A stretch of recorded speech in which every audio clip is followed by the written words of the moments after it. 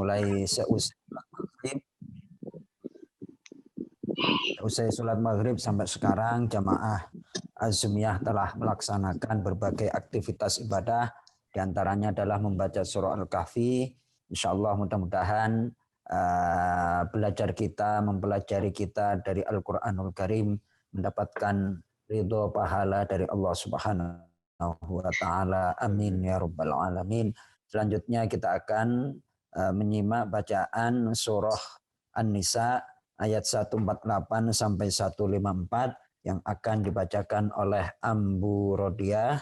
Kita awali dengan membaca Ummul Quran suratul Fatihah liridha'illahi ta'ala wa li syafaati Rasulillah sallallahu alaihi wasallam. Al-Fatihah. A'udzu billahi minasy syaithanir rajim. Bismillahirrahmanirrahim. Alhamdulillahi rabbil alamin. Ar-Rahmanir-Rahim. Malik yaumiddin.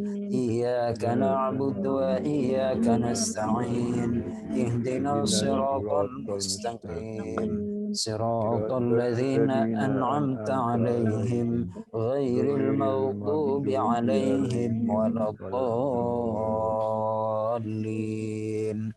Amin. Dipersilahkan kepada Ambu Rodiah untuk membaca surah An-Nisa 148 sampai 154.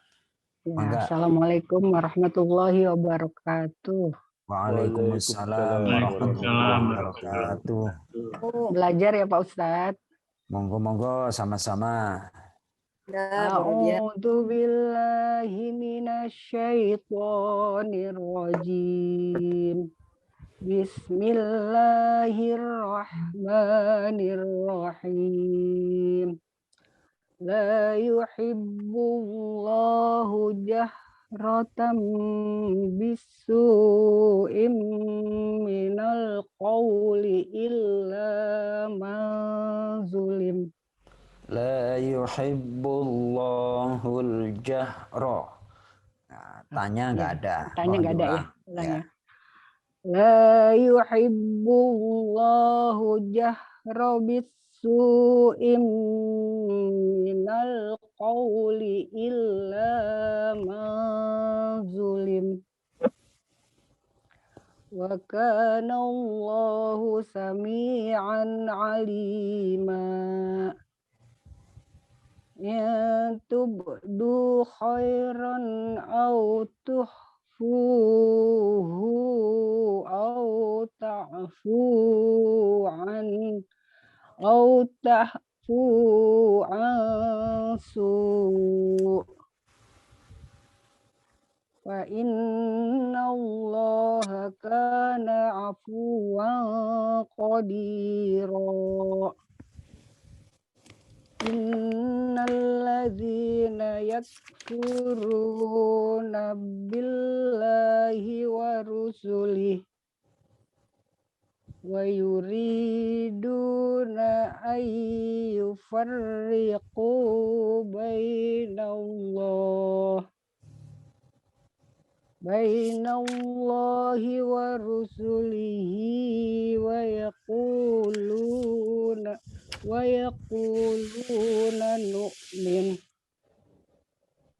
yaquluna nu'minu bi ba'din wa nakfuru bi ba'd wa yuriduna ayyattakhidhu baina dzalika sabila. Ulaika humul kafiruna haqqan wa a'tadna lil kafirina 'adzaban muhina. Walladzina amanu billahi wa rusulihi walam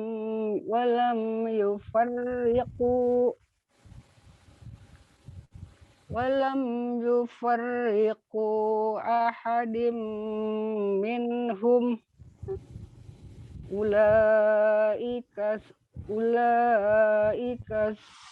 sawfa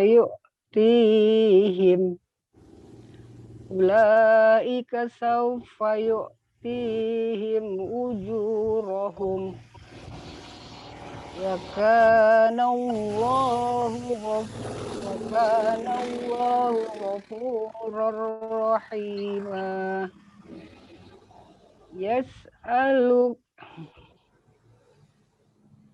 Yas'aluka ahlul kitabi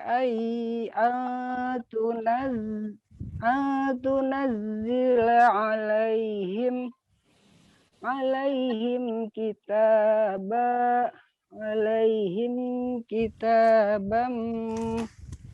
minas su'i Minas samai. Minas samai faqad sa'alu Musa akbaru min zalika faqalu arinallahu jahra wa akhadhumus sa'iqatu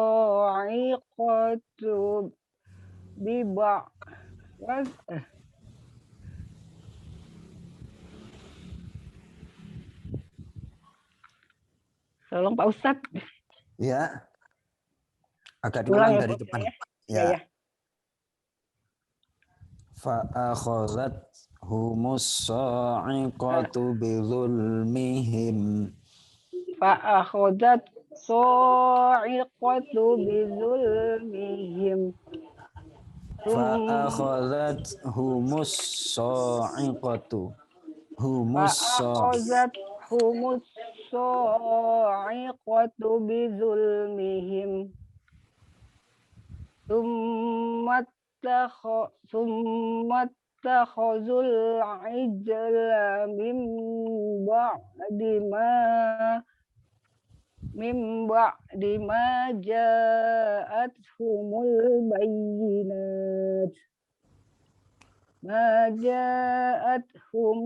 bayyinatu fa'afawna an zalik wa atayna Musa sultanan mubina wa rafa'na fawqahumut tur bibisaqihim wa qulna lahum udkhulul baba sujjada wa qulna lahum la ta'du fis-sabti wa akhadna minhum mitsaqan ghaliza. Shadaqallahul azim.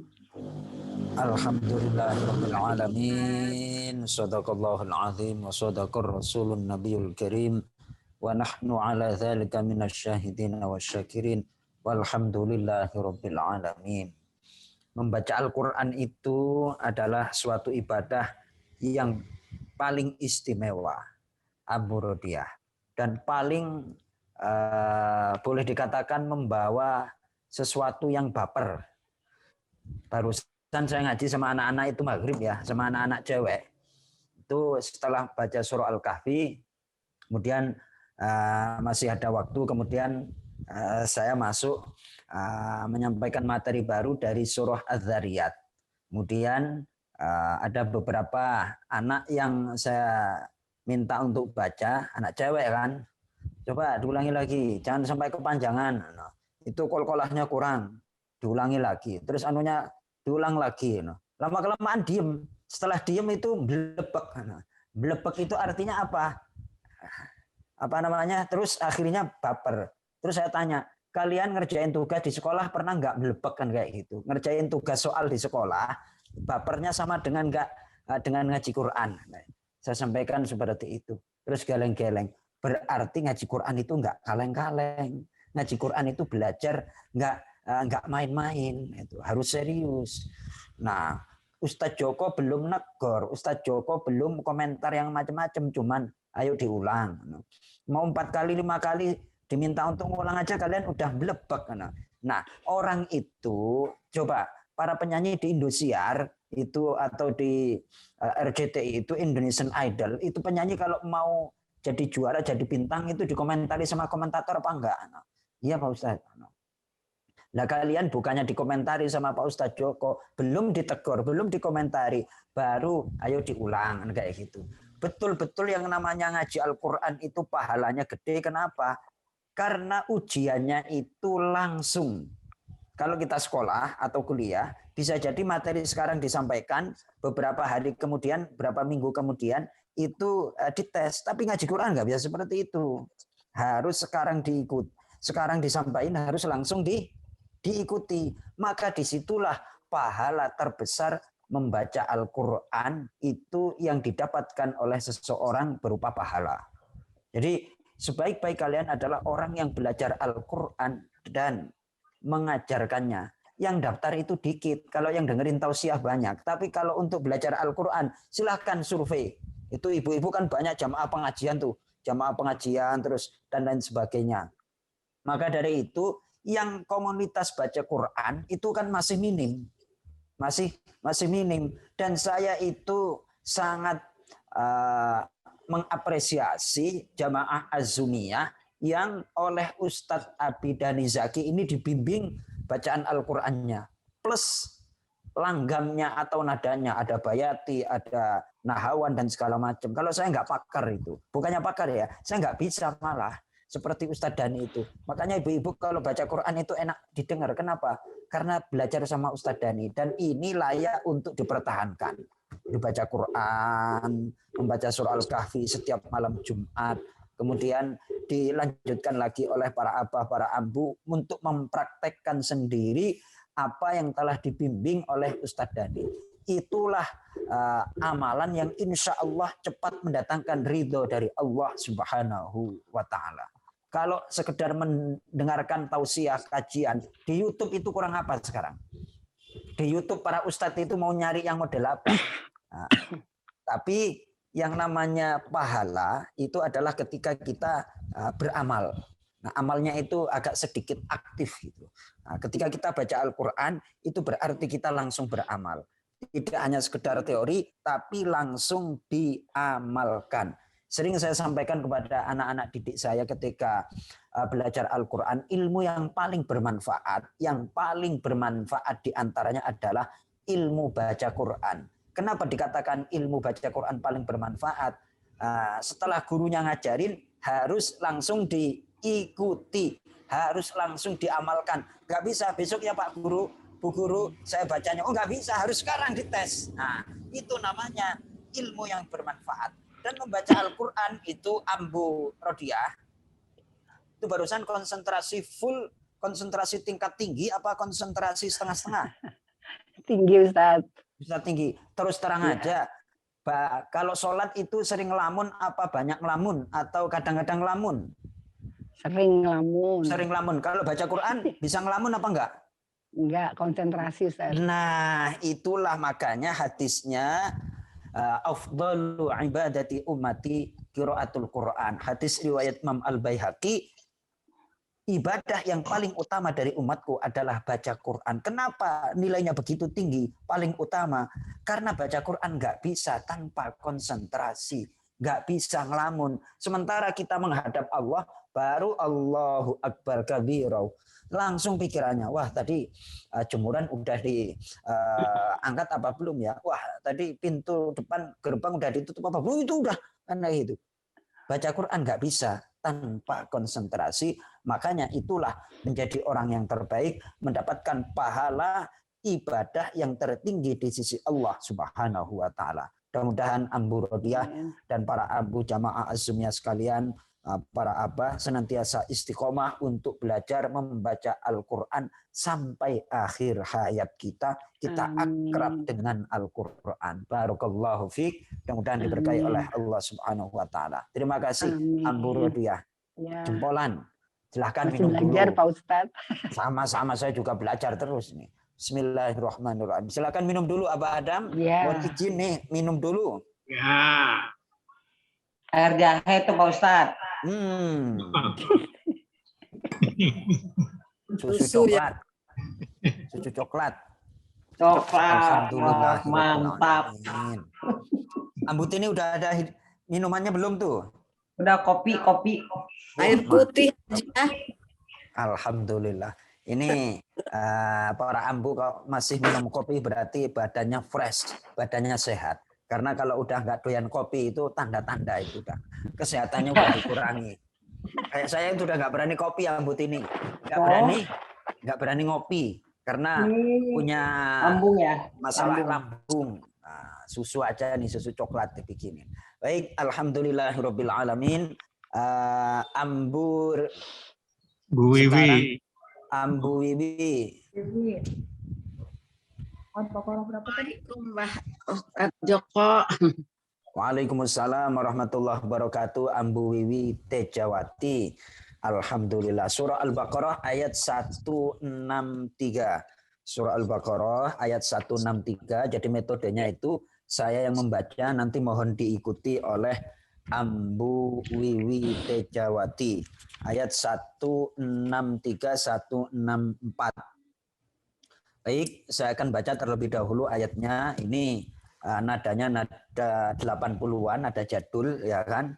Tapi insya Allah Al-Qur'annya tidak jadul. Kalau dibandingkan dengan Ustadz Abidani, tolong jangan dibandingkan biar saya nggak menutup muka, malu saya dibanding. Bagus kok Ustadz Joko juga. Alhamdulillah, terima kasih Ambu Cici. Baik, mohon untuk disimak. A'udzu billahi minasyaitonir rajim. Bismillahirrahmanirrahim. Wa ilahukum ilahu wahid. La ilaha illa huwar rahmanur rahim. Satu ayat lagi saya baca. Inna fi khalqis samawati wal ardi wa ikhtilafil laili wan nahar wal fulkil lati tajri fil bahri bima yanfa'un nas wa ma anzalallahu minas samaa'i min ma'in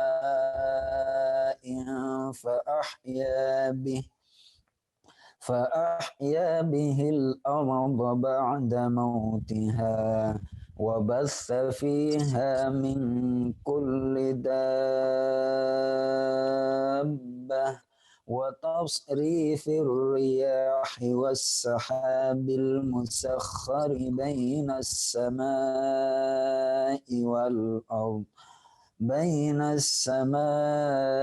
والأرض آيات لقوم يعقلون.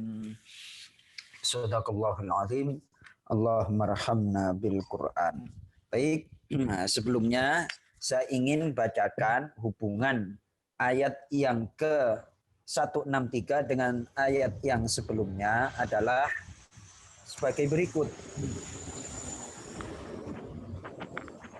Setelah Allah menjelaskan ayat yang lalu tentang keadaan orang kafir yang menentang ayat-ayat Allah dan menjelaskan tentang orang yang menyembunyikan ayat-ayat Allah, sehingga Allah menghukum mereka dengan dilaknat, yakni dijauhkan dari rahmat Allah dan mereka kekal di neraka jahanam. Na'udzubillah.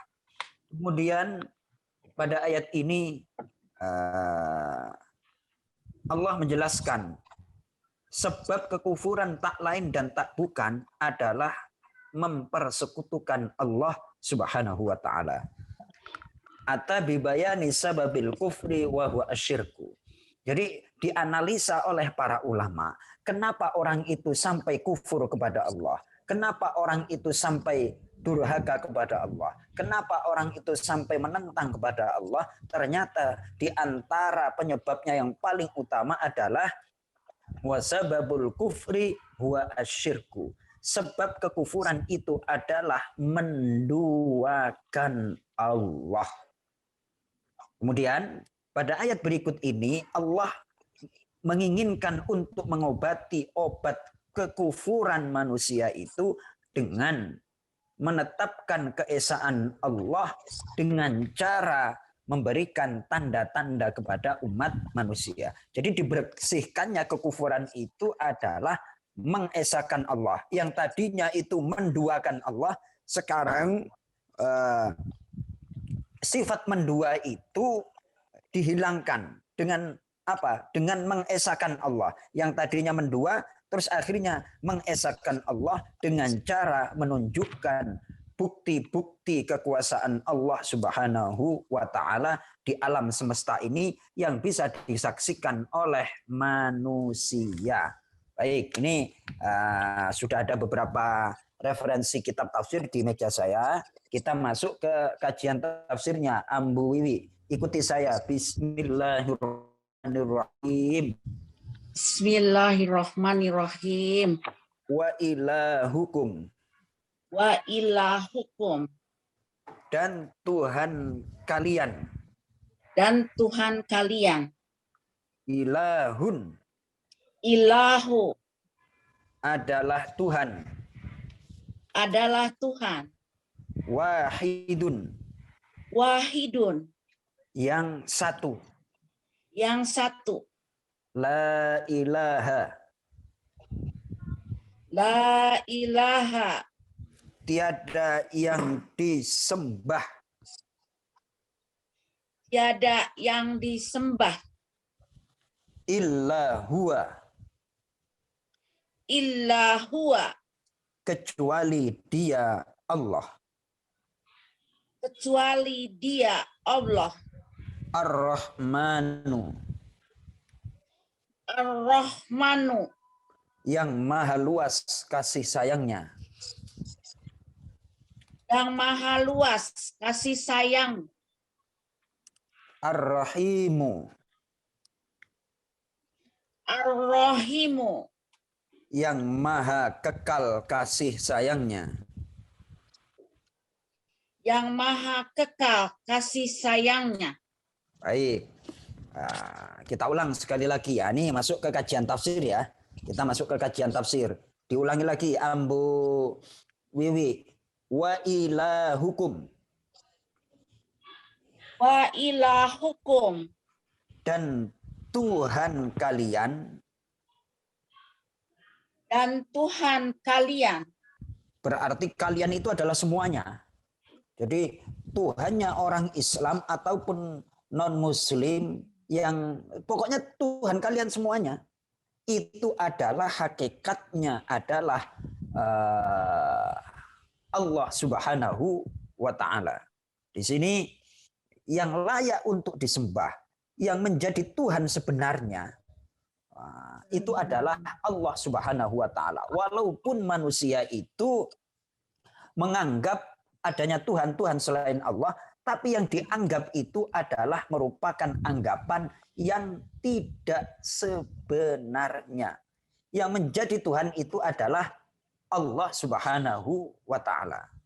Maka di sini dijelaskan dalam tafsirnya Syekh Mutawalli Asy-Sya'rawi, fal waqi' annal ilahal haqqa mawjudun qabla ayyujadal kufru.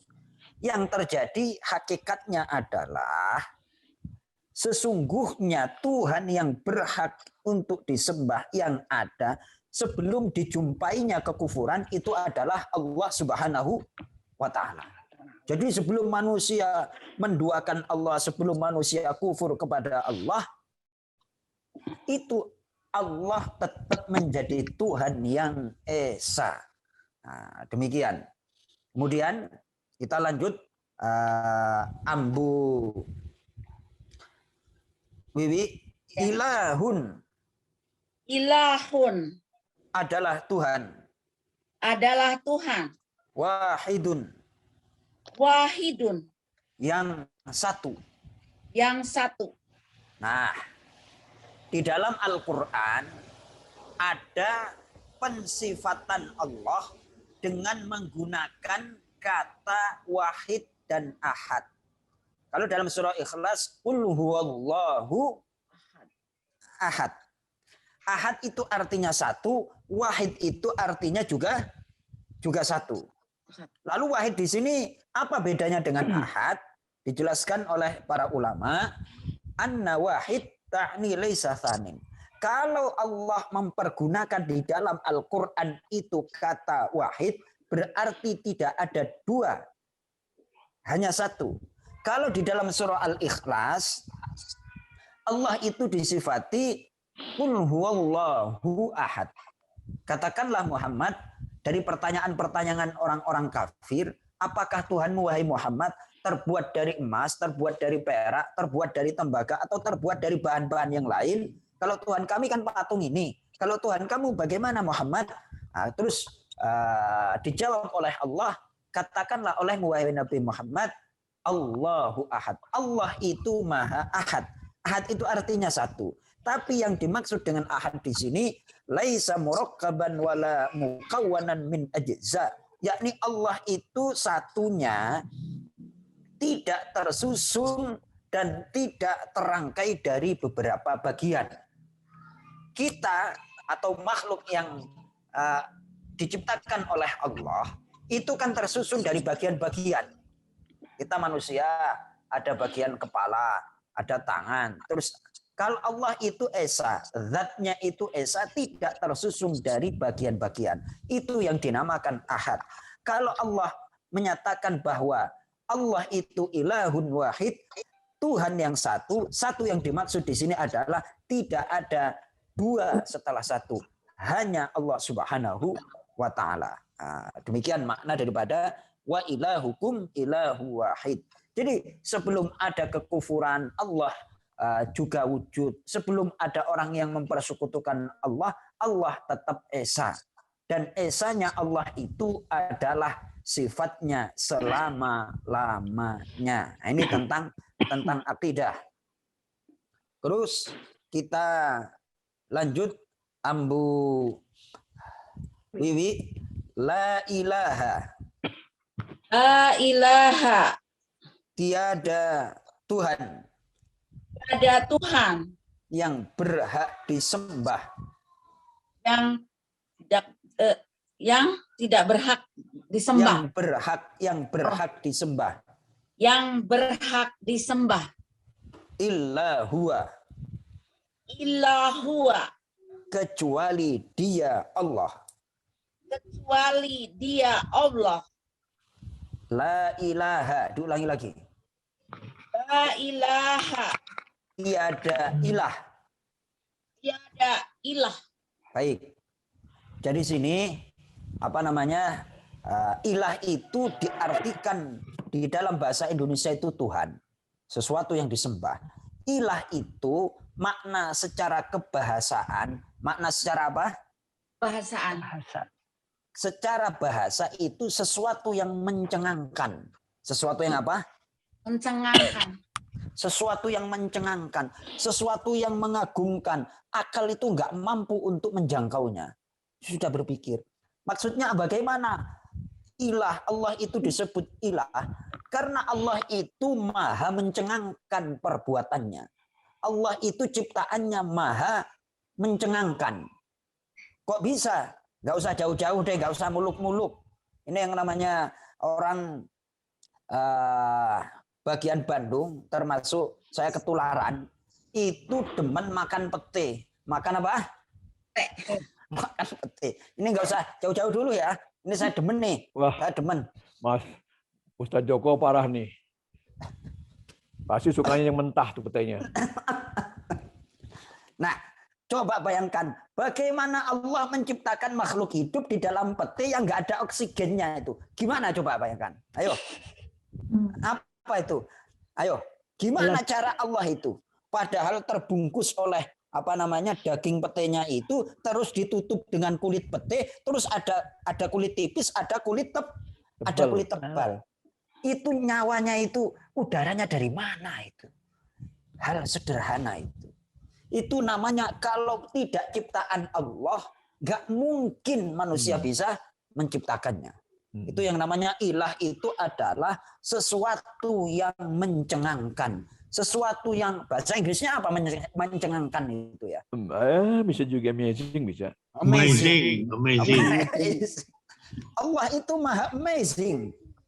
Allah itu maha amazing. Saya nggak mau menganalisa yang muluk-muluk, yang jauh-jauh luar angkasa. Loh, saya bukan astronot. Tapi kalau menganalisa yang sehari-hari, tiap hari istri kadang-kadang belanja suka beli pete. Kadang-kadang kita iris dan segala macam. Yang satu bersih, yang satu mulus dan segala macam. Yang satu kok ada uletnya itu. Lalu saya mikir itu, ini gimana?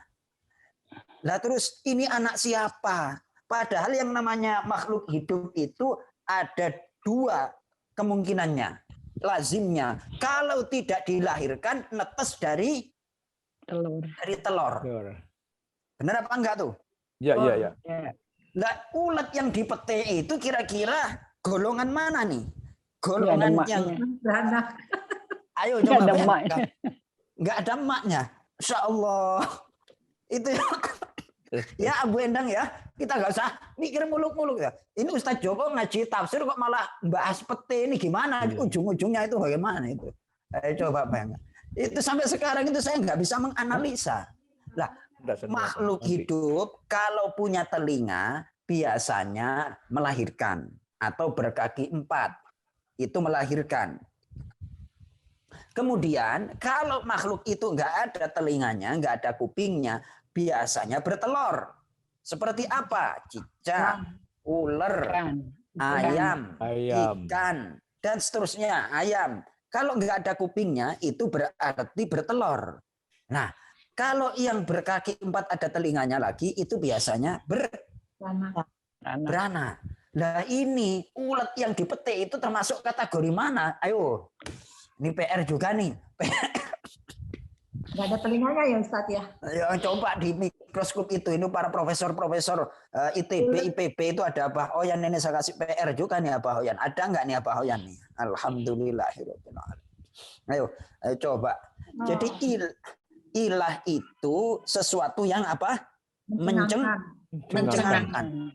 Karena perbuatannya, karena ciptaannya itu sangat mencengangkan. Itu backgroundnya Abah Cecep. Itu ada matahari lagi terbit atau lagi terbenam itu. Ya. Nah, kadang-kadang setelah hujan itu ada yang namanya Masya Allah. Yang bisa bikin itu loh. Siapa Pak Hoyan? Yang bisa bikin. Makanya Allah itu dari kata ilahun. Dari kata apa? Ilahun. Terus ditambah al, kemudian persingkat menjadi Allah. Aslinya al-ilahu dari kata ilah, terus dikasih imbuhan al-ilah. Kemudian di proses kata-katanya kemudian terucap Allah. Allah itu Tuhan yang maha mencengangkan. Yang dimaksud mencengangkan itu adalah ciptaan dan perbuatannya. Nggak usah jauh-jauh, nanti Ambu Wiwi coba menganalisa sekitarnya itu. Memikirkan kebesaran Allah. Memikirkan kebesaran Allah itu akan menanamkan tauhid, menanamkan iman yang kokoh di dalam hati kita. Mikir seperti itu aja dapat pahala.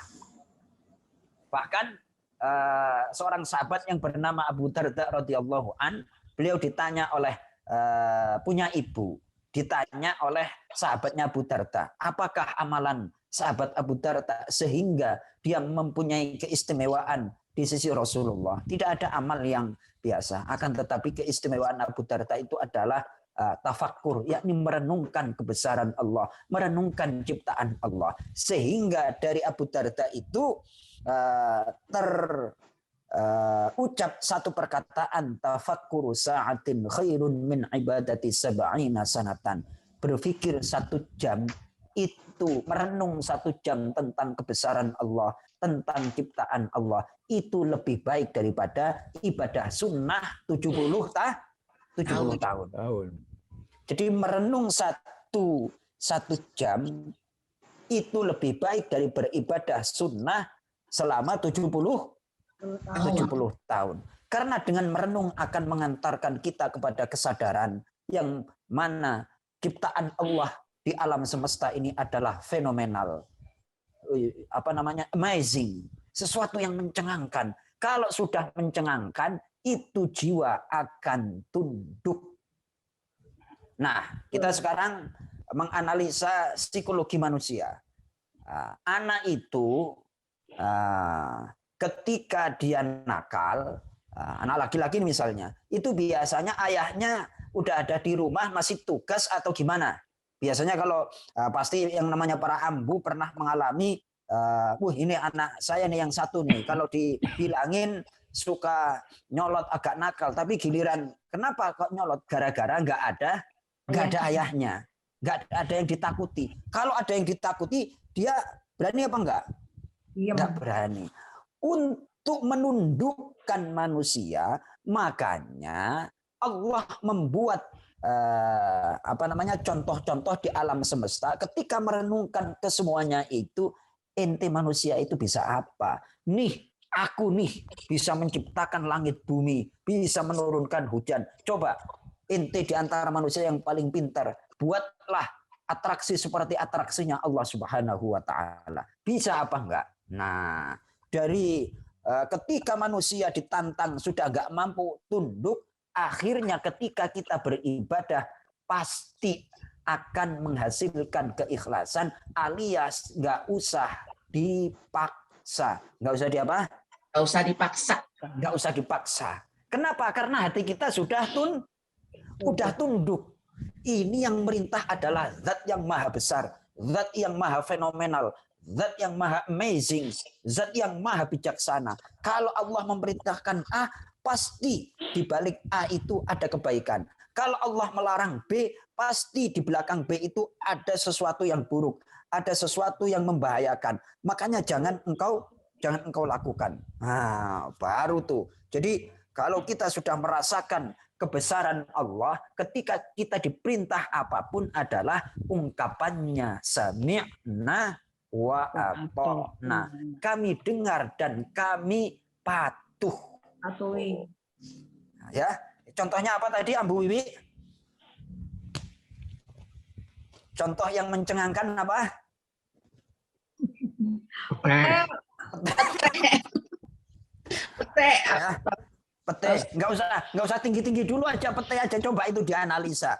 Itu ulet yang di dalam pete itu termasuk jenis makhluk hidup yang bertelur dilahirkan dari telur atau dari langsung netas apa dilahirkan.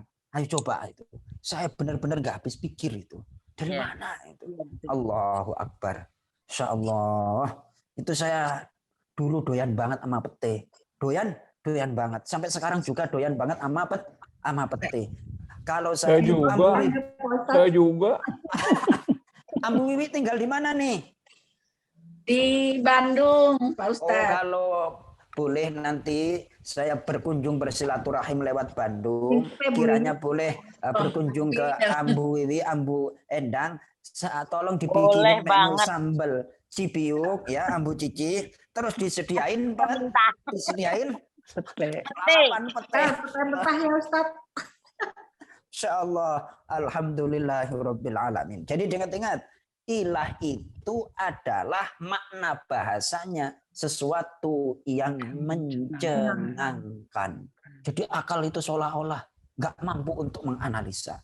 Nah, kenapa Allah itu dinamakan ilah? Karena perbuatan dan ciptaannya itu senantiasa mencengangkan, amazing. Allahu Akbar. Dah, kita lanjut. Tapi saya minum dulu ya. Ambu Wiwi. Alhamdulillahirabbil alamin. Bismillahirrahmanirrahim. Minum dulu Ambu Cici. Apa Cece? Sudah, saya minum wedang jahe. Alhamdulillah. Bu Cici wedang jahe, Bu Cici. Aku kopi aja deh. Aku wedang jahe, Mbak. Kopi. Tadi buka belum selesai. Takut Ya nggak bisa tidur Allah. kopi mah. Alhamdulillah, masya Allah. Baik, Saya masih berani. alhamdulillah. Ambu Endang masih berani kohwa kopi. Amazing itu, Sehat, Pak Ustadz. amazing. Alhamdulillah. Baik, Amazing. kita Allah itu maha amazing, maha ilah. Kok ilah? Pokoknya sambil mencari contoh sendiri-sendiri. Besok saya kasih tugas nih, mumpung saya ingat. Di antaranya adalah yang saya hafal, Ambu Endang, Ambu Alis, Ambu Cici, terus ambu-ambu yang lain. Tolong carikan contoh ciptaan Allah yang mencengangkan. Jawabannya jangan sekarang, besok ya. Jawabannya pada pertemuan yang akan datang. Para abah jangan enjoy itu. Abah Luki, Abah Lukardono, jangan enjoy. Banyak Ustadz Paling Mbak Adam. Abah Cecep mah udah kasih jawaban jengkol. Tapi jengkol kan nggak ada uletnya Betul, biasanya. Ada uletnya kalau jengkol. Ada uletnya, ada. Masa ada uletnya? Tuh, Berarti saya kurang pengalaman. terjadinya kupu-kupu itu luar biasa itu. Masya Allah. Nah, itu nanti bikin contoh sendiri-sendiri, presentasi di sini. Ya, buat Senin, buat Senin. Iya, nanti presentasi. Ini adalah perintah dosennya ini. Perintah apa? Siap. Betul. Dosen, siap.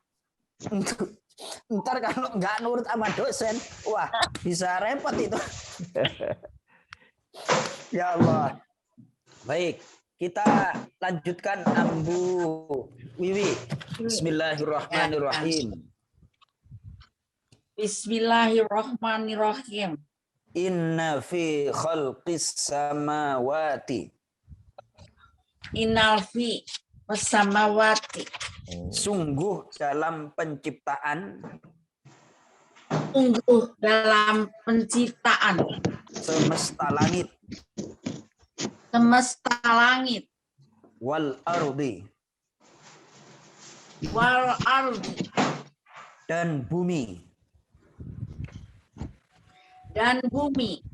Nah, ini masuk satu ya. Ini ada 8 poin. Jadi Allah itu menciptakan segala sesuatu itu ada pasangan-pasangannya. Ada apa? Langit, bumi, dengan Langit, pasangannya. bumi. Karena makhluk yang bisa dijangkau oleh manusia besarnya itu adalah langit dan bumi. Itu yang bisa dijangkau oleh indera manusia. Kita lanjut. Waqtilafil laili.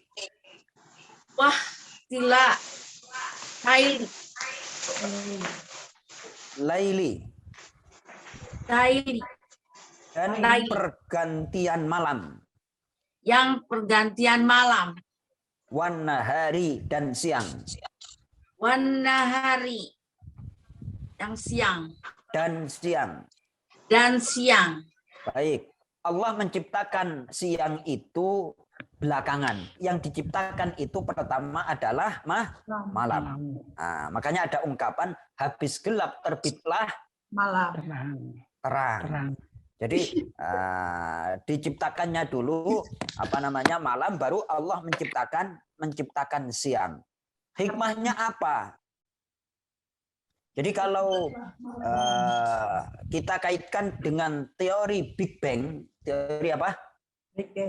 Teori Big Bang itu dalam Al-Quran kan ada dalam surah Al-Anbiya. Kita masuk ke surah Al-Anbiya biar ingat. Surah Al-Anbiya surah berapa? Pertanyaan untuk semua. Anbiya tadi ditulis apa ya? 21. Wah, 21. Kalau bisa hostnya nggak boleh jawab ya. Kalau hostnya nggak boleh. Maaf. Ayat berapa? Ini ayat yang ke-30. Dan apakah orang kafir tidak mengetahui bahwa langit dan bumi keduanya tertutup? Ya, itu dibaca oleh Ambu Endang aja. Artinya aja ya Pak Ustadz? Boleh. Bismillahirrahmanirrahim. Dan apakah orang-orang kafir tidak mengetahui bahwa langit dan bumi keduanya dahulu menyatu. Kemudian kami pisahkan antara keduanya, dan kami jadikan segala sesuatu yang hidup berasal dari air, maka mengapa mereka tidak beriman? Baik. Allah. Jadi langit bumi itu adalah tadinya bersatu, Pak. Bersatu padu. Fafataqnahuma, kemudian kami pisahkan keduanya, langit dan bumi. Tujuannya apa? Seandainya langit dan bumi itu bersatu, terus manusia nempat di mana? Kira-kira ya. Diciptakannya langit bumi yang tadinya bersatu padu, terus akhirnya dipisah oleh Allah. Itu tujuannya adalah biar terjadi kehidupan. Terjadi apa? Kehidupan. Dan bisa ditempati oleh makhluk hidup. Jadi terlepas dari berbagai teori-teori Big Bang kayak segala macam, inti daripada dipisahkannya langit dan bumi yang tadinya menyatu, biar antara langit dan bumi itu bisa menjadi tempat kehidupan bagi manusia dan makhluk hidup yang lain. Contoh lagi, ada seorang mufassir menjelaskan seperti ini. Pohon yang besar, pohon jati yang diameter setengah meter lah misalnya itu. Seandainya dibiarkan gelondongan, bermanfaat apa enggak itu? Oh, tidak bermanfaat. Tidak bermanfaat. Cuman kurang. Ya, kurang. Nah, bermanfaatnya itu adalah ketika ditebang. Setelah ditebang digergaji, setelah digergaji dibelah.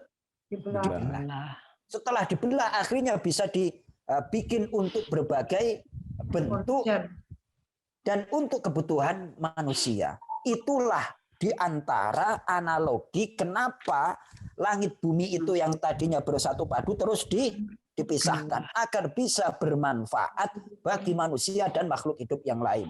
Demikian juga gelondongan pohon jati itu kalau dibiarkan, ya boleh katakanlah kurang bermanfaat atau tidak bermanfaat. Biar bermanfaat bagaimana? Setelah dibelah, akhirnya dipecah-pecah dan segala macam, akhirnya akan banyak manfaatnya untuk makhluk yang namanya manusia. Nah, kadang kalau kita tidak merenung panjang, itu suka menyalahkan, buat apa sih Allah menciptakan ini, buat apa sih? Nah, kenapa? Karena kita kurang mempergunakan pikiran kita untuk merenung apa hakikat dibalik menciptakannya Allah langit dan bumi. Kenapa langit ada di atas, bumi ada di bawah? Padahal yang sebelumnya itu adalah bersatu padu, artinya tidak terpisah. Ternyata tujuannya adalah untuk bisa dimanfaatkan oleh makhluk hidup, khususnya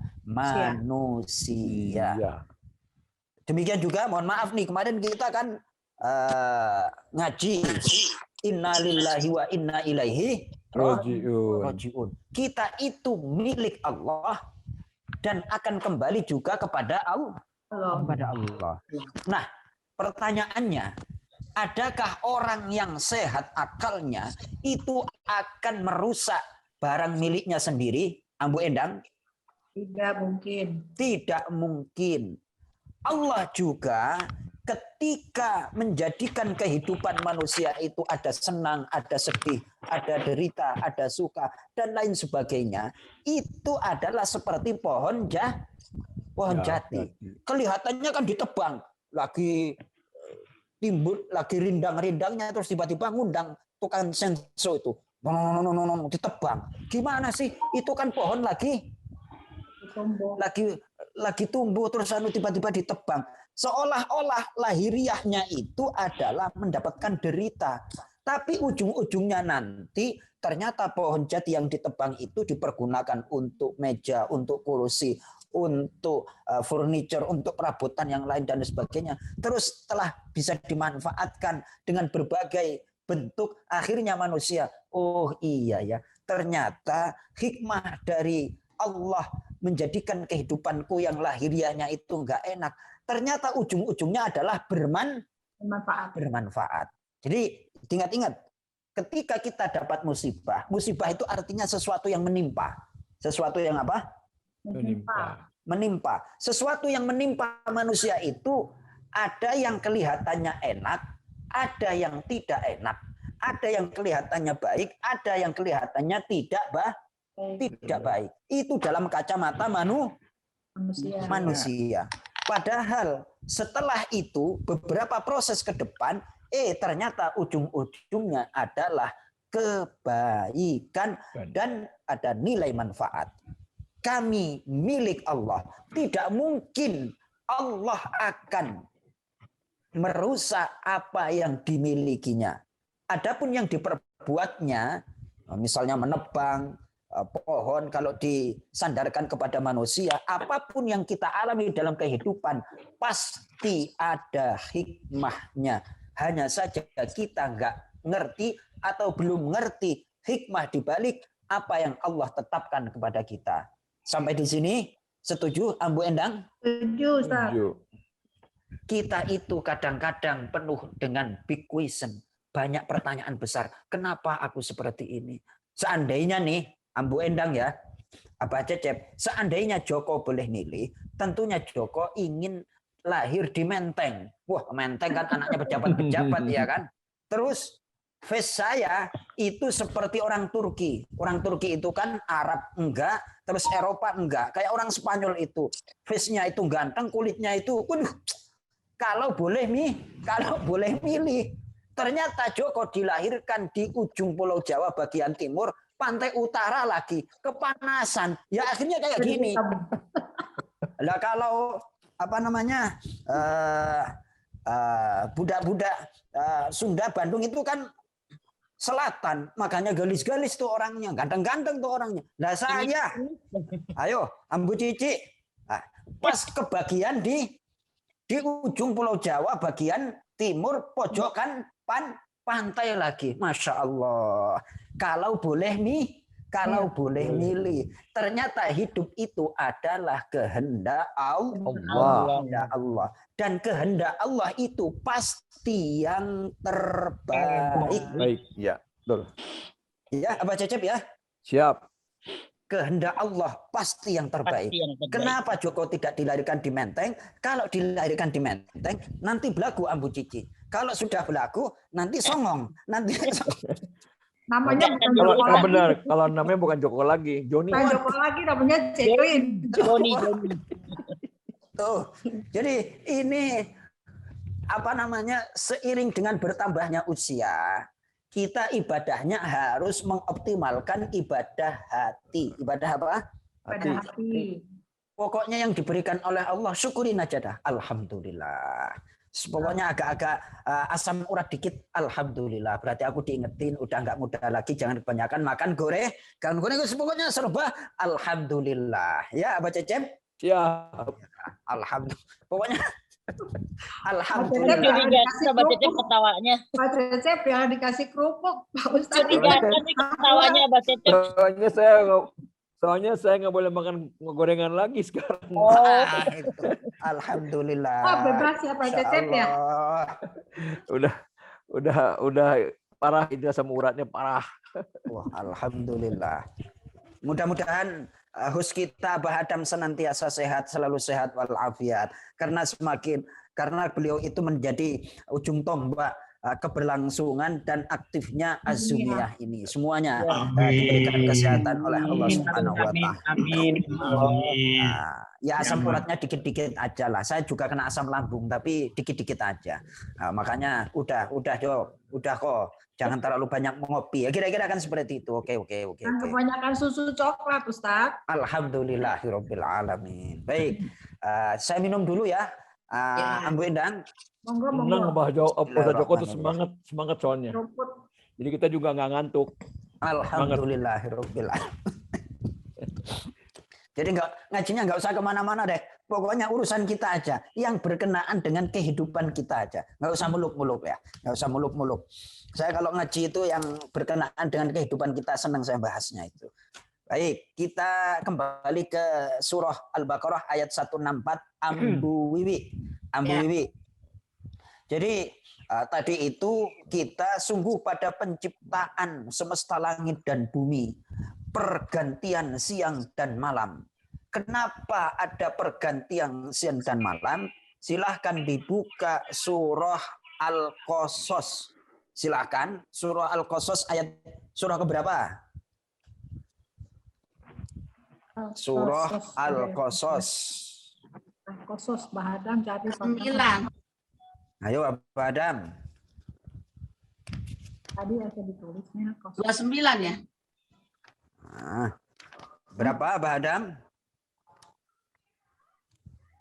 Halo? 29 mah Ankabut. 8. 28. Surah 28. Ya, 28. Surah 28. Jadi tadi itu dan sungguh dalam penciptaan semesta langit dan bumi dan pergantian siang dan malam. Ayat yang ke-71, 72. Ayat 71, 72 langsung dibacakan artinya aja. Saya minta Prof. Erni kelihatannya hadir ini beliau malam ini. Ambu Erni Sule, monggo. Apa? Ayat berapa? Ayat 71, 72. Surat apa? Surah 27. Surah 27. Surah 28. Surah 28 ayat 71 72. Halaman Quran standarnya itu 394. 394 ya. Ya. Dibaca artinya langsung aja. 7172. Ya, silahkan. Se. Monggo. Tenang. Santai aja. Kapan ngamuk sama? Ya. Nggak akan dihukum enggak. Ini kul aro'aitum bukan? Artinya Ya, aja. itu artinya aja. Oh, arti aja ya. Nanti terbata-bata soalnya kalau bahasa. Enggak. Enggak, pasti bisa.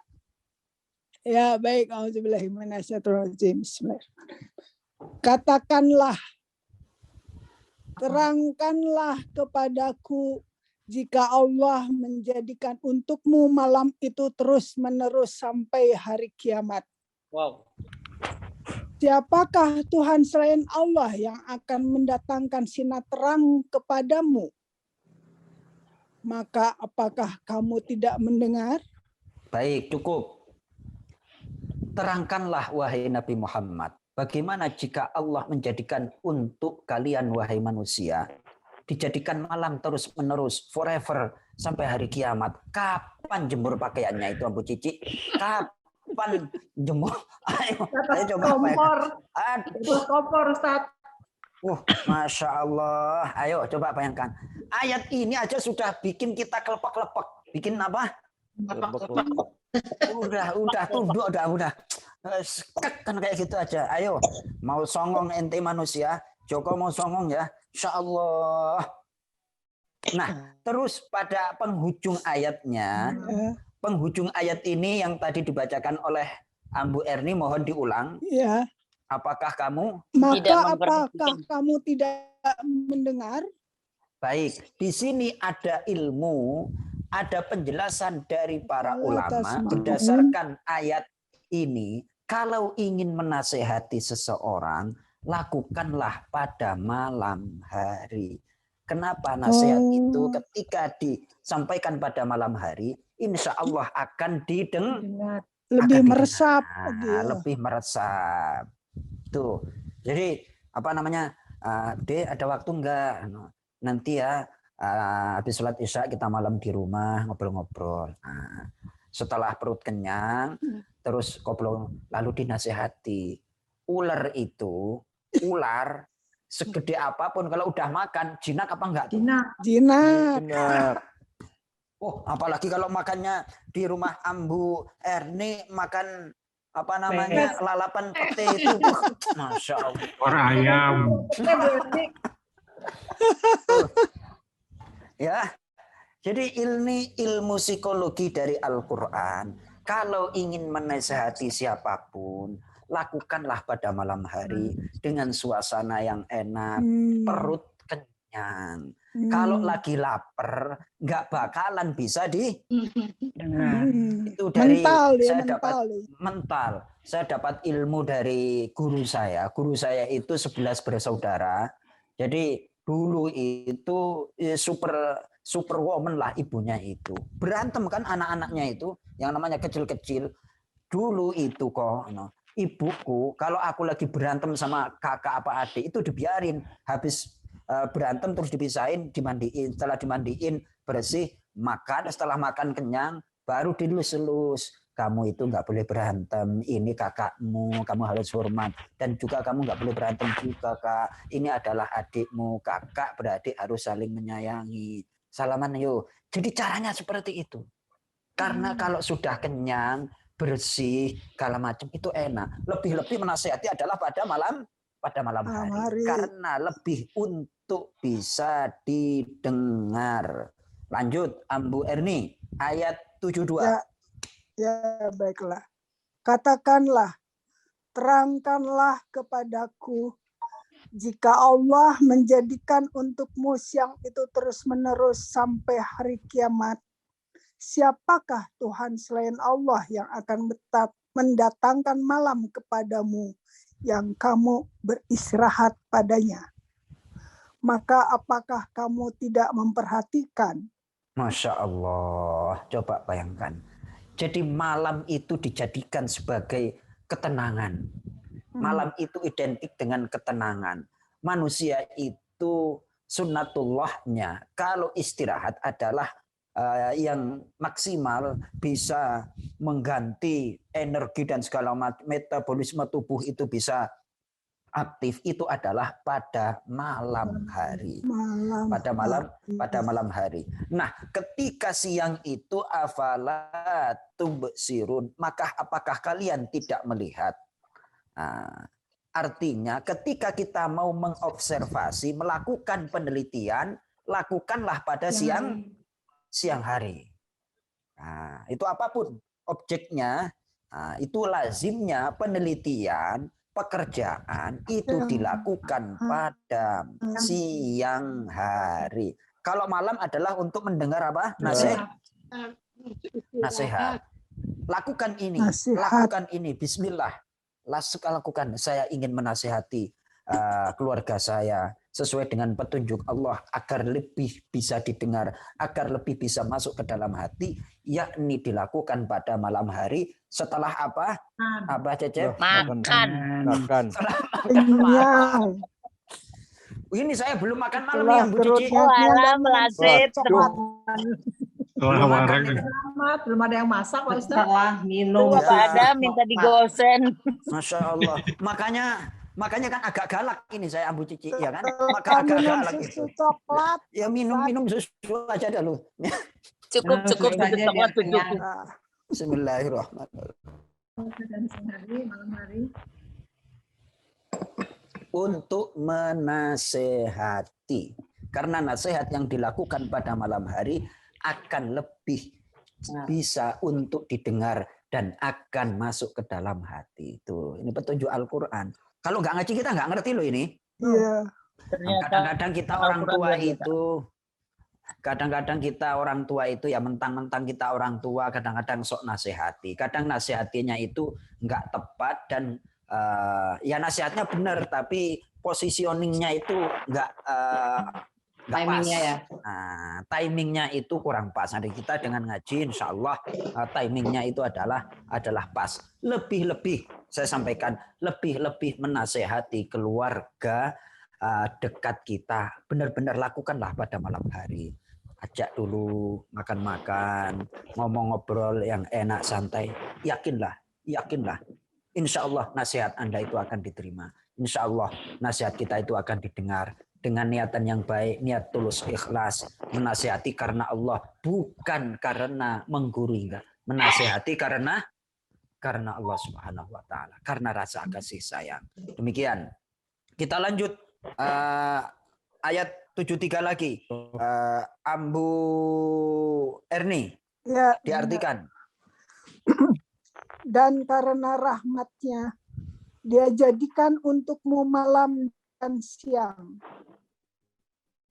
supaya kamu beristirahat pada malam itu dan supaya kamu mencari sebahagian dari karunia-Nya dan agar udah Pak Ustaz. Udah. Baik. Jadi Allah menciptakan siang dan malam itu sebagai gambaran dari kehidupan manusia. Nggak ada mamin rojulin mamin imri'in illa wahwa yahzunu wa yafrahu.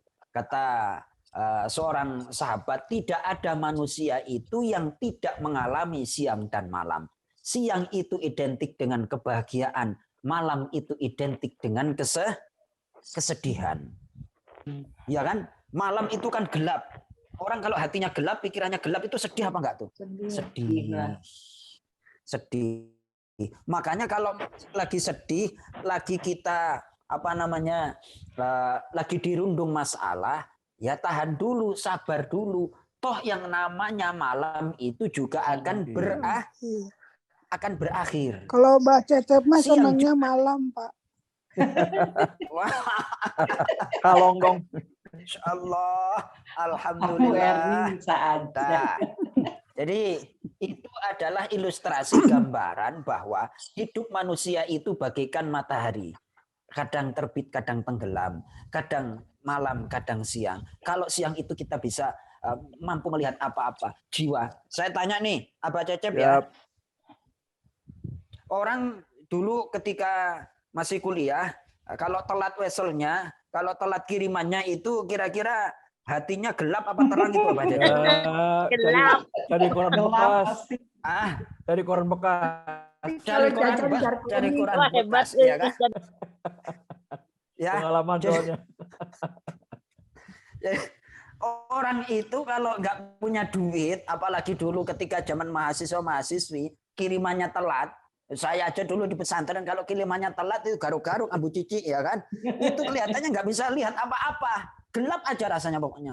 Tapi kalau tanggal muda baru dapat kiriman, rasanya apa? Senang. Dilihat. Ya, kan? pokoknya. Lewat di depan mall, lewat di depan tempat-tempat belanja itu, walaupun nggak butuh dilirik. Gara-gara bisa ngelirik, akhirnya disamper. Padahal nggak butuh. Tuh. Jadi jiwa manusia itu mengalami terang dan gelap. Mengalami bahagia dan sedih. Sedih itu identik dengan malam. Tapi ingatlah, malam itu pasti berakhir. Maka ada ulama yang berkata seperti ini, mohon diingat ya, Abah Cecep. Mohon diingat, kalau malam datang, jangan berdoa minta segera pagi. Kalau malam datang, jangan berdoa minta segera pagi. Akan tetapi berdoalah, ya Allah berikan aku ketabahan, kesabaran, mengisi malam ini dengan sesuatu yang bermanfaat. Tuh, orang kalau waktunya sedih, belum selesai sedihnya, itu nggak bakalan dihilangkan oleh Allah. Kalau kita dalam masalah, mohonlah agar kita sabar menghadapi karena pasti masalah itu akan selesai. Karena pasti yang namanya problem yang kita hadapi itu ada batas akhirnya. Ada batas apa? Batas akhirnya. Jadi ketika malam, ketika sedih, terus kita minta cepat-cepat. Kalau waktunya belum punya duit ya usaha jungkir balik ya tetap belum punya duit. Belum punya duit. Bener apa enggak tuh? Ya. Usaha maksimal segala macam, tapi Allah mentakdirkan kamu usaha sehebat apapun wahai manusia, kalau Allah nggak ngasih rezeki, bukan nggak ngasih ya, belum ngasih rezeki adalah tetap belum turun. Tuh. Tapi ikhtiar manusia tetap. Nah, caranya mensikapinya apa? Sikap hati. Ketika kita malam, jangan berdoa minta disegerakan pagi. Mohon maaf, itu adalah doanya orang bodoh. Minta segera pagi itu doanya orang bodoh. Kayak saya dulu Abah Cecep. Saya dulu ya tahun berapalah, itu baru pertama kali dibeliin sepeda mini itu. Itu namanya jam 3 pagi, jam 2 itu dilihatin kok nggak pagi-pagi. Coba bayangkan. Ayo, karena apa? Besok mau dibeliin Sepeda. Mau ditengok jamnya berkali-kali, kalau belum waktunya pagi juga belum pagi. Karena kita nggak ngerti. Harusnya doanya, ya Allah berikanlah aku kesabaran untuk melewati malam ini dengan sesuatu yang bermanfaat. Ya Allah berikanlah aku ketabahan menghadapi ujian ini sampai ujian ini berakhir dan aku akan mendapatkan ridho dan pahala darimu. Tuh doanya yang cakep tuh. Ya. Karena segala sesuatu itu ada batasnya. Inna kulla syai'in khalaqnahu biqadar. Sungguh kami menciptakan segala sesuatu itu ada ukurannya. Silahkan dibuka surah Al-Qamar. Surah apa? Al-Qamar. Surah Al-Qamar, surah 54 ayat 49. Surah 54 ayat 49. Silakan siapa sekarang Abah Adam? Sekarang yang suaranya merdu siapa ya? Ya. Abah Oyan. Kayaknya Oh, Abah Al-Qamar Oyan. tuh surah berapa? Surah berapa? Surah 54. Oh, sama Abah Cecep. Salah tadi. Boleh, siapa takut. Iya, Abah kali-kali. Ya, Tukang ambil. Ya. Surahnya pendek. Ayatnya pendek. 54 ya? Ya, surah 54. Lalu 49 menimbun ayat terakhir. Ayat 49. ayat 49. Ayat 49. Ayat 49. Dan sesungguhnya dialah Tuhan yang memiliki bintang Syiro. Ayat 49. Ayat 49. Al-Qamar Kami ayat menciptakan 49. Nah, kenapa ini? Kenapa Sungguh ini? kami menciptakan segala sesuatu. Ini Al-Qamar 54 kan? Iya. Kenapa saya adik begini? Oh, ini 48 dong. Nah, itu 48 yang baca barusan. Ya, ini 49 dan sesungguhnya dialah Tuhan yang memiliki bintang Syiro. 48 dan sesungguhnya dialah yang memberikan kekayaan kecukupan. Yang mana coba yang benar? An-Najm. Kami menciptakan An-Najm. segala sesuatu menurut ukuran. Lah, Betul. ini berarti salah Qur'annya dong. Salah Bukan. itu perlu. salah terjemahannya. Masih An-Najm. Halaman 530 An-Najm yang baca halaman Mbak Cecep, masih An-Najm. Oh, Ya. iya, Mbak Cecep. Oh, baca. An-Najm. Di akhir Alhamdulillah. Aduh, sedikit. Sungguh Ya. Oke, saya bacain. Sungguh kami menciptakan segala sesuatu menurut ukuran. Alhamdulillahirabbil alamin. Inna kulla syai'in khalaqnahu biqadar. Sungguh kami ciptakan segala sesuatu itu sesuai dengan ukuran, ada batasnya. Segala sesuatu itu ada batasnya, ada ukuran. Siang ada ukurannya, malam juga akan ukurannya. Ada batasnya. Sedihnya manusia juga akan berakhir. Senangnya manusia juga akan Kata Gus ada abadi. Kata Gus. Wah, Masya Allah. badai pasti Alhamdulillah. berlalu. Nah, Mantap. jadi ini sebenarnya modal kehidupan kita para abah, para ambu. Ini saya mengingatkan diri saya sendiri. Mohon maaf, saya itu senangnya mengkaji Al-Quran, hadis-hadis itu yang berkenaan dengan kehidupan. Kalau untuk masalah fikih standar lah. Kenapa? Yang namanya fikih itu terlalu banyak perbedaan. Tapi kalau kehidupan seperti ini semua kan pernah mengalami, semua merasanya. Nah, untuk kita bisa melewati kehidupan ini dengan baik dan mendapatkan ridho pahala dari Allah, ya ayat-ayat yang semacam ini yang harus kita pahami, kita tancapkan dalam hati. Segala sesuatu diciptakan oleh Allah ada ukuran dan ada batasnya. Ada batas. Ternyata siang dan malam itu ada hikmahnya. Kopi itu enak, ada kopinya doang apa gula doang? Kopi doang. Kopi gula. Kopi gula. Kopi itu nikmat karena diseduh antara yang pahit dan yang manis. Campur itu akan hidup itu indah kalau habis nikah dulu. Waduh, saya ngontrak Pak Ustadz. Pak Ustadz lagi romantis. Ya, apa namanya? Betul nggak Ambu Cici? Jadi hidup itu kalau nggak ada naik turunnya, nggak apa namanya, nggak asik. Iya, hidup nggak boleh Hadapi flat. aja. Nah, indah, hidup itu indah. Kopi itu nikmat gara-gara ada campuran pahit dan manis. Terus saya tanya, minuman itu kalau kemanisan enak apa enggak? Enggak. Kalau kepahitan? Enggak.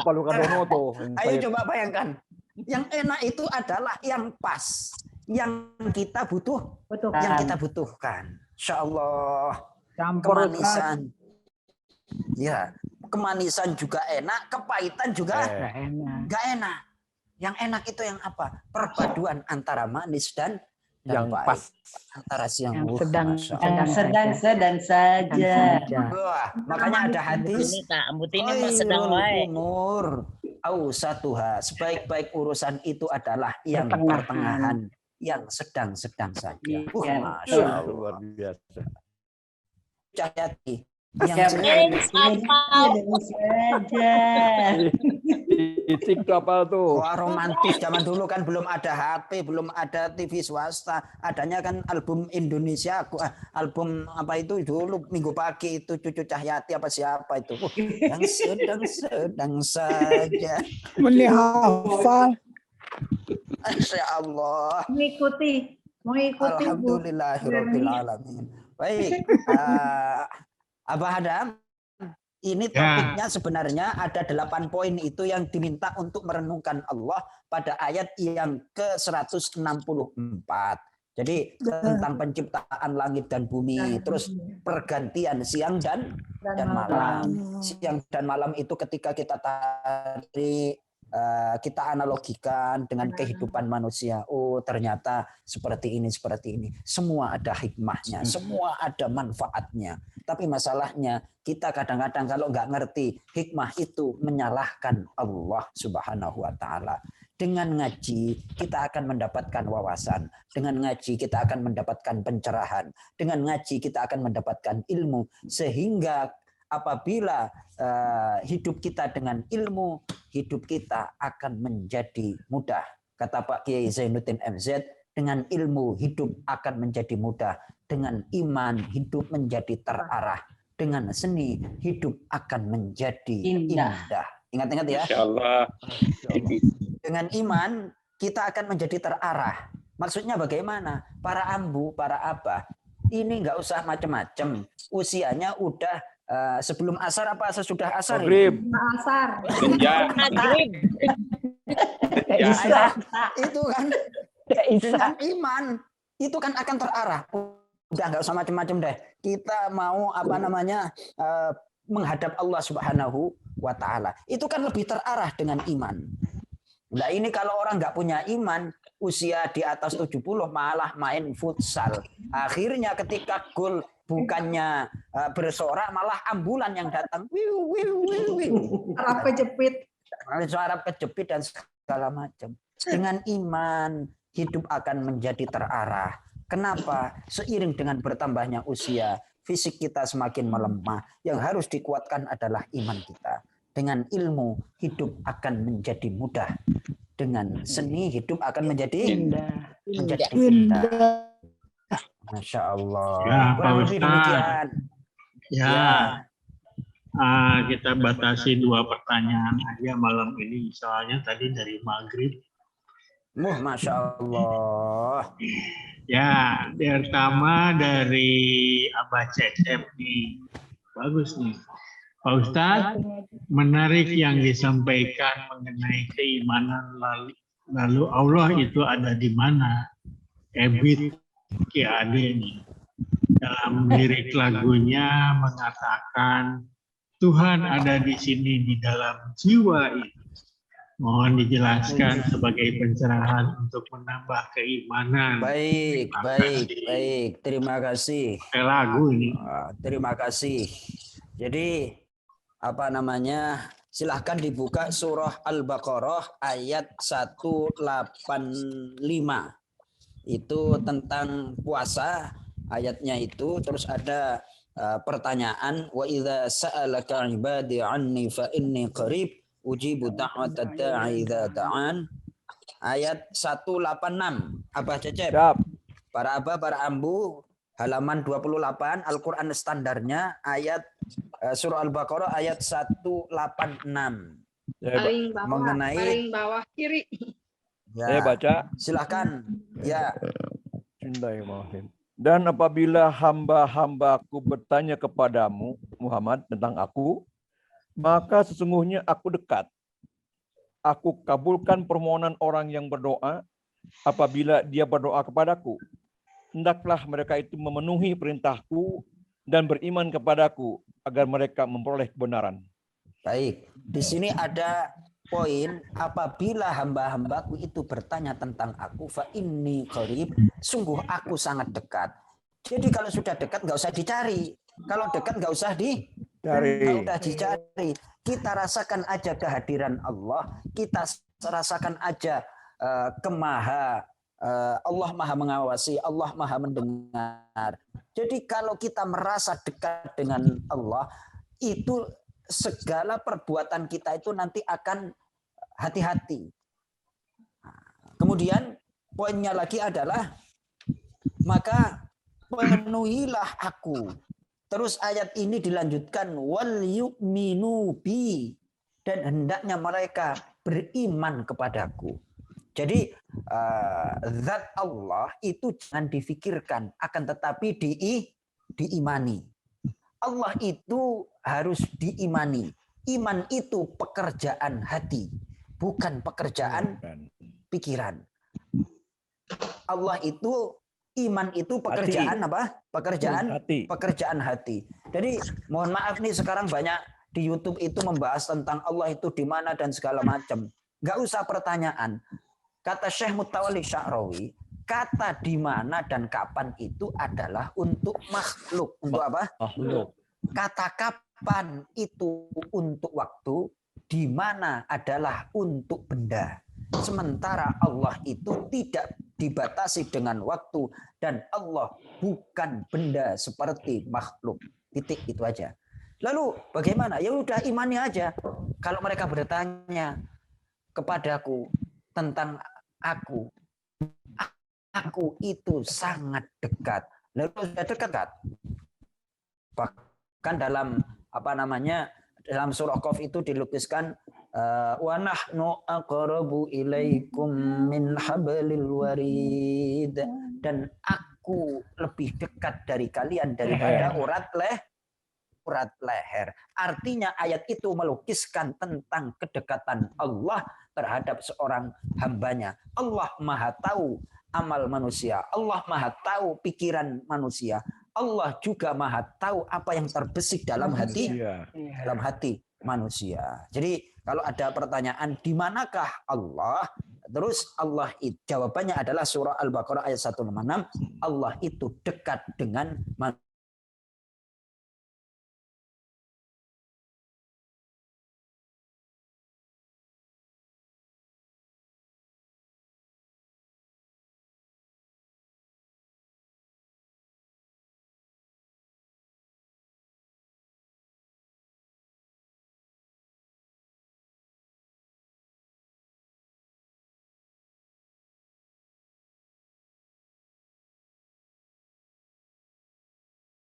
Oleh panca indera dan hawa nafsu.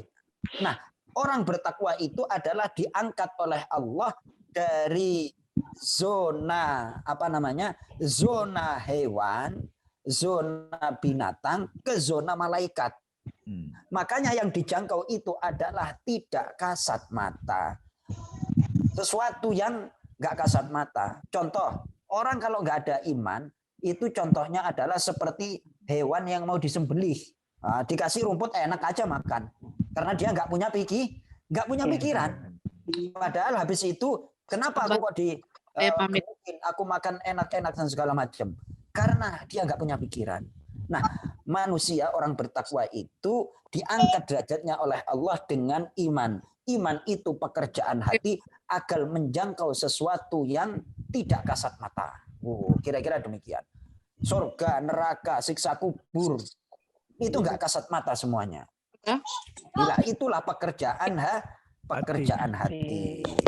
Wallahu a'lam, kurang lebih demikian Abah Cecep. Terima kasih Pak Ustadz. Terima kasih. Satu lagi nih pertanyaan Pak Ustadz dari Ambu Imas.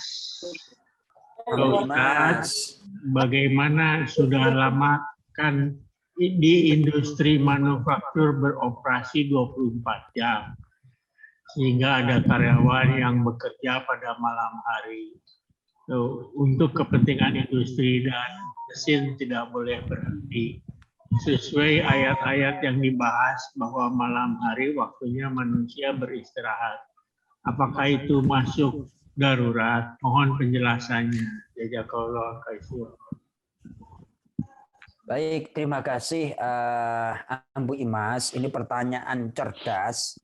Seiring dengan peradaban manusia, seiring dengan perjalanan hidup, ternyata aktivitas manusia itu tidak terbatas pada siang hari, tidak mengandalkan alam. Karena seiring dengan kemajuan teknologi, ada lampu-lampu dan segala macam, sehingga aktivitas pada siang hari itu bisa dikerjakan pada malam hari. Lalu pertanyaannya, idealkah hal tersebut? Jawabannya tetap tidak ideal.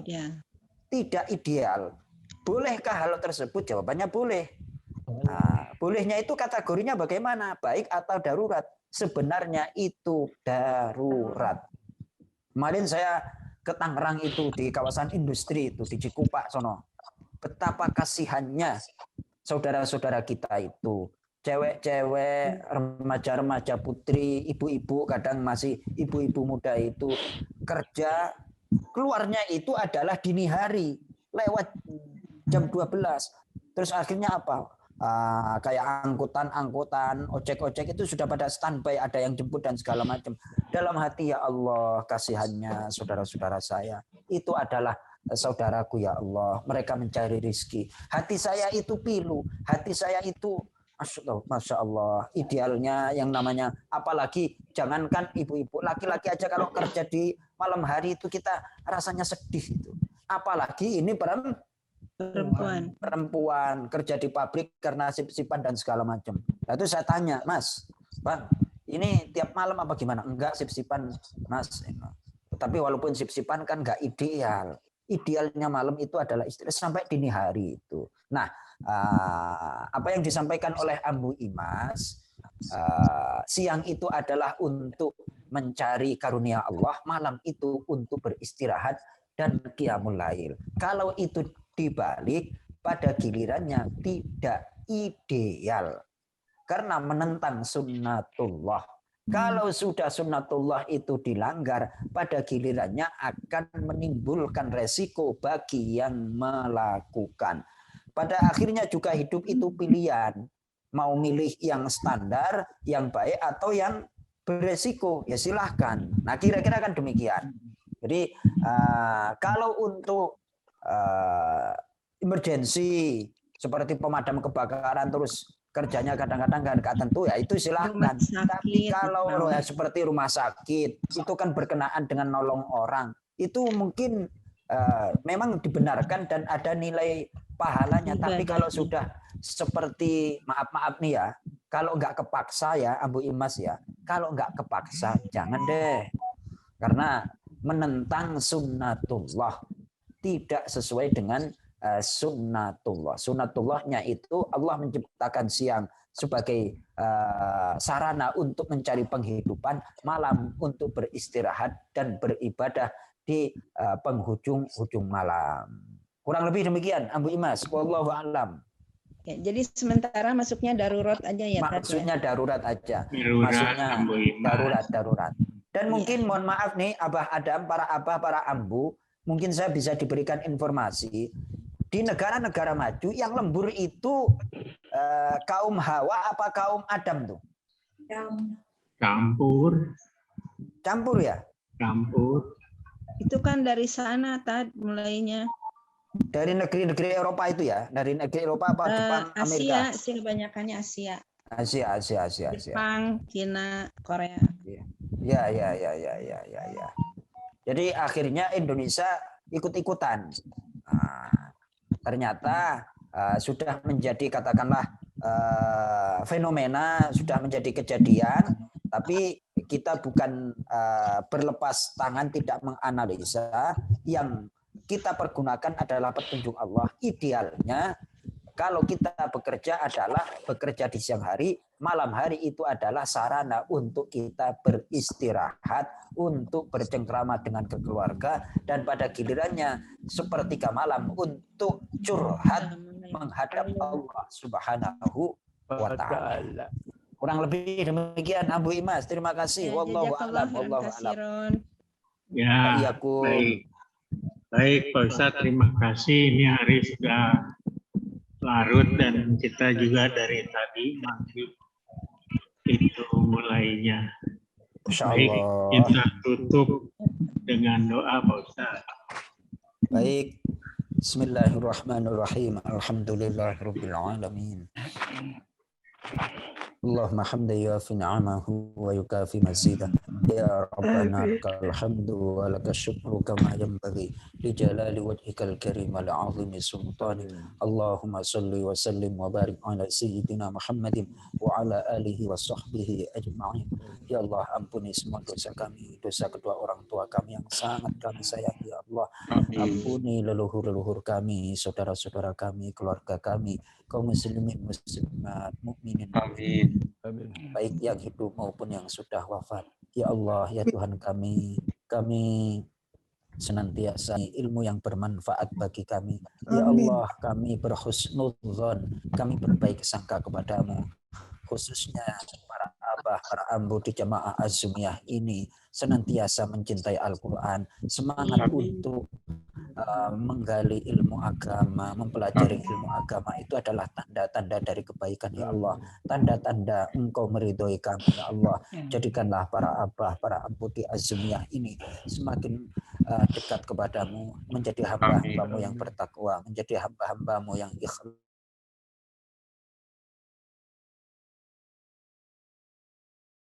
usia semakin mencintaimu. Ya Allah, semakin berbahagia dengan taat beribadah, semakin berbahagia dengan apa yang Engkau berikan. Pada gilirannya ujung dari kehidupan kami ya Allah adalah ujung kehidupan yang membahagiakan, yang Engkau ridhoi.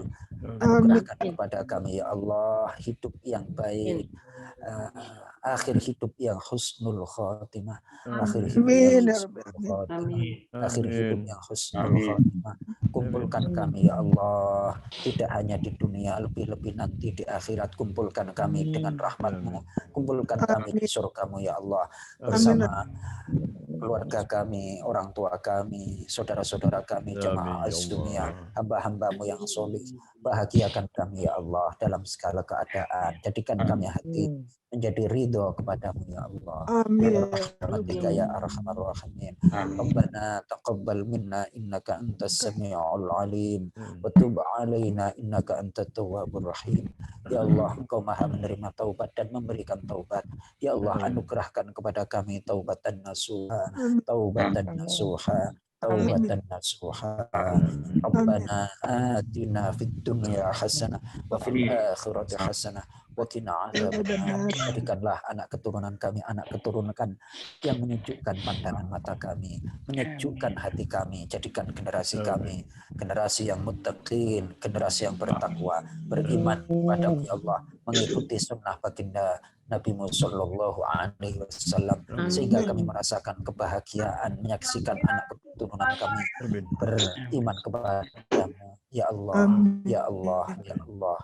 Wassallallahu ala sayyidina Muhammadin wa ala alihi wa sahbihi wa baraka wa sallam. Subhana rabbika rabbil izzati amma yasifun. Salamun alal mursalin. Walhamdulillahi rabbil alamin. Terima kasih.